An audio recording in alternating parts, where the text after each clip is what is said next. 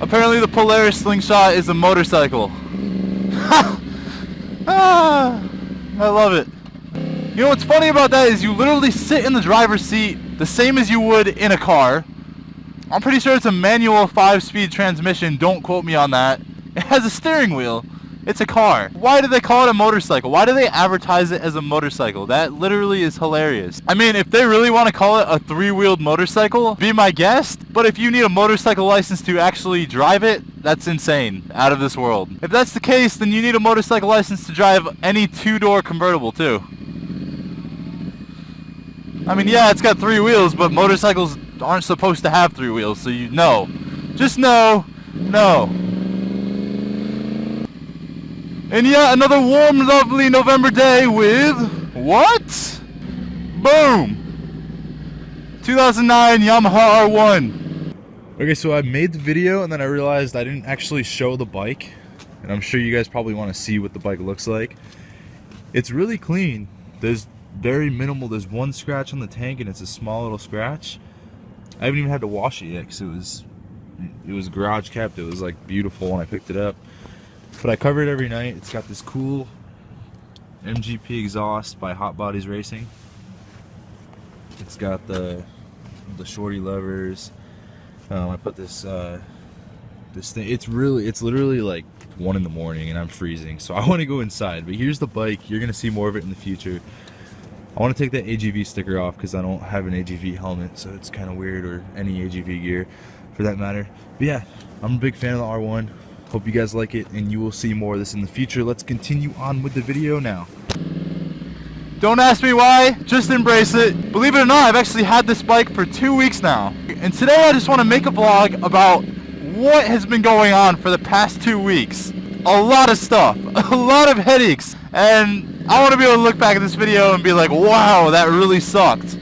Susie and I got a divorce about 2 weeks ago. The next day, I went to check out this R1, this one right here. The only thing that was wrong with the bike was that it had a dead battery. I was obviously pretty sketched out about the fact, but I was like, I'm gonna go check it out anyway, and I'm going to ensure that it's just the battery. So I brought one of my buddies who's been riding for like 7 years. He knows everything about motorcycles, and I really trust his opinion. We get there, we're looking at the bike, everything seems completely fine, it's just the battery. So we buy the bike for an undisclosed amount. Little insight on the bike, it's an 09 R1, currently has 8,495 miles on it. Really like the bike, it's got a lot of aftermarket parts on it. We buy the bike.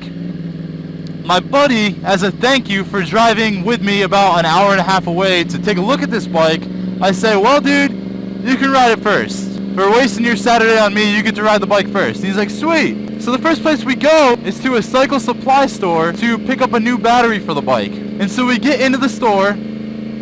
She liked my motorcycle. So we get into the store and we buy the battery, right? And so we got this battery. I'm doing that thing where I just like ride around and I really want to just be like, hey buddy, hey man. And like, you know, I want to stop and talk to him. But I got to finish my story because I have a low attention span. So anyways, we buy the battery, we take it out, we take off my seat to replace the battery. Now, apparently in Yamaha R1s, the battery is supposed to be laying down. Now my buddy, being the brilliant bike genius he is, says, hey man, because I wanted to go buy a cover too. So he's like, just go buy a cover, I'll take care of the battery. I don't completely remember how it went because it was 2 weeks ago, but something like that. So I come back out and he's like, dude, I can't figure out how this new battery goes in. When you put the battery in the little slot, the only way that the cables would line up would be to put the positive and the negative and the negative and the positive, and that's because the battery was supposed to be rotated 180 degrees and flipped on its side, which would have allowed it to line up. We didn't really figure that out.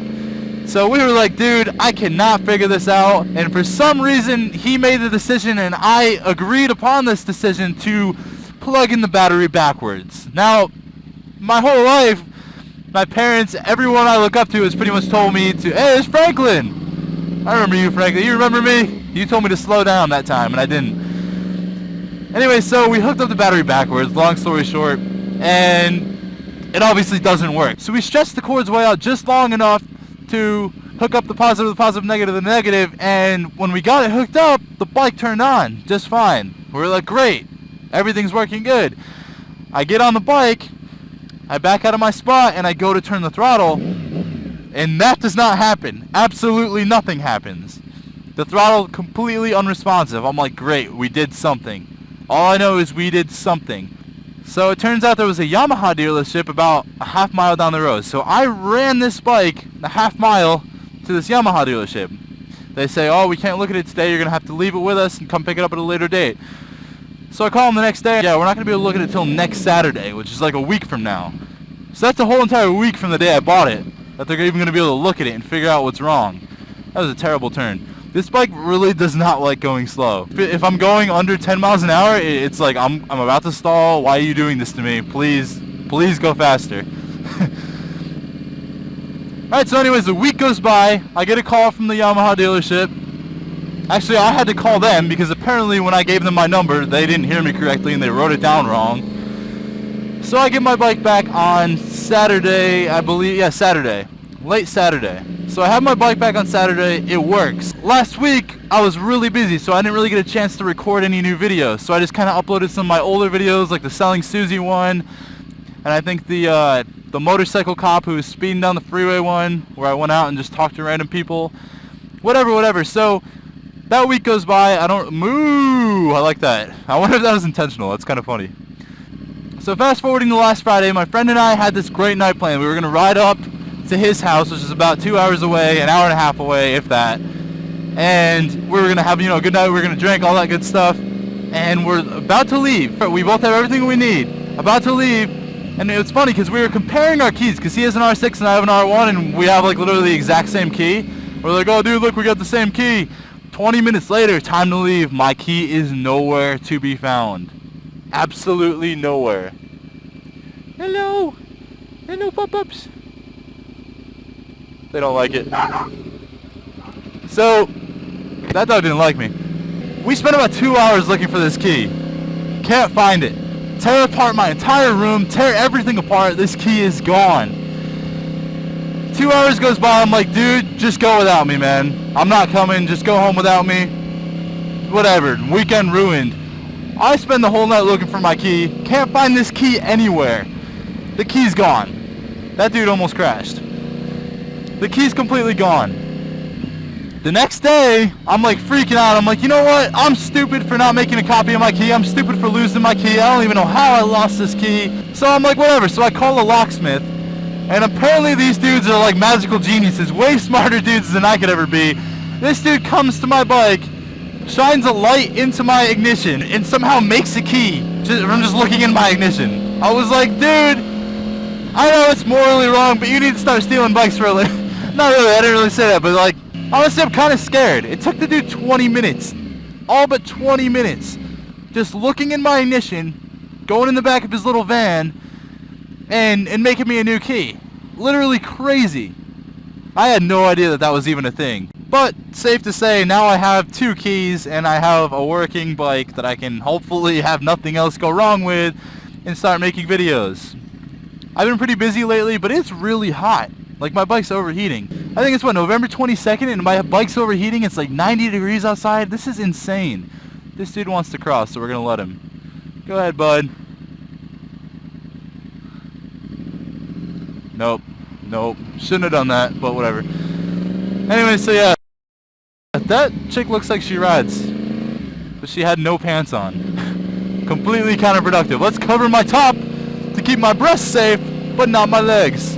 That guy totally waved and I waved back really late. I feel kind of mean. But yeah, that's my experience on trying to buy a new bike. Everything goes wrong. It really sucked. Hopefully nothing else happens. Hopefully I can ride my bike, have a good old time. That's literally what I love doing. Like, honestly, before I started making videos and growing up, I used to ride BMX bikes. And I would always do just like the most obnoxious stuff. My friends would be like, dude, I don't even want to ride with you because you're just a whack job. Like, you go around and you knock on people's windows and you yell stuff at people and you wave to random people and act like you know them and you go talk to people. That's just what I like to do. I'm an obnoxious person and I really get a kick out of it. So yeah, hopefully now that I got everything up and running, I can start making some cool videos that both you guys and myself enjoy making and watching. Well, you guys don't really make the videos, but you get the point. But other than that, guys, thank you guys so much for watching. This is my new bike, 2009 Yamaha R1. I'm just in love with this bike. That's one of those dudes from Germany that They have those Florida bikes, those Flow Rider bikes, and just ride around. Love those guys. But yeah, my new bike, I'm in love with it. It's a lot of power. It's a big step up from a 600, but it's a lot more comfortable. You can ride for a lot longer. And you know, I love Susie to death, but she was getting up there, 37,000 miles. So I'll be able to have this bike for a long time. Just hit 8,500. I bought it at 8,200, so I've already put 300 miles on it. But yeah, thanks so much for watching my video, guys. Please like and subscribe, and I will see you guys on the next one doing what I do best.